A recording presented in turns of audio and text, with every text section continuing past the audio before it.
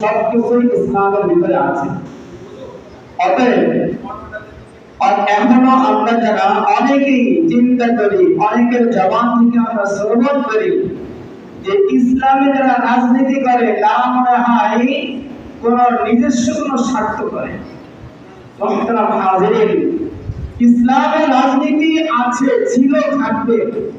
যদি ইসলামের রাজনীতি না থাকে তাহলে তো আলিয়াউমা আকমালতু লাকুম এই আয়াত পরিপূর্ণ হবে না, ইসলাম পরিপূর্ণ হবে না। অতএব আমাদের চৈতন্য থাকতে হবে, হুঁশিয়ার থাকতে হবে। যদি কেউ ইসলামের রাজনীতি নিয়ে কোনো কটূক্তি করে, ভালো করে মনে রাখবো তার ঈমানের ভিতরে সমস্যা আছে। দ্বিতীয় নম্বর কথা, আল্লাহ তাআলা বলেন ইন্নী জাইলুন ফিল আরদি খলিফা। আমরা হলাম পৃথিবীতে আল্লাহর প্রতিনিধি।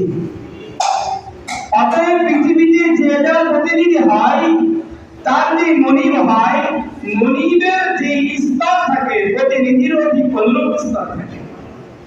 অতএব আমরা যেহেতু স্রষ্টার প্রতিনিধি, পুরা বিশ্বের মালিকের প্রতিনিধি, অতএব আমরাও সেভাবেই প্রত্যেকটা জায়গায় প্রত্যেকটা ক্ষেত্রে ধর্মের সাথে মানতে পারি। আমরা রাজনীতি করেছি, করব এবং এই ইসলামী আন্দোলন বাংলাদেশের রাজনীতি নিয়ে বাংলাদেশে ইনশাআল্লাহ রাজনীতি কায়েম করব। আল্লাহ আমাদের তৌফিক দান করেন। আমিন।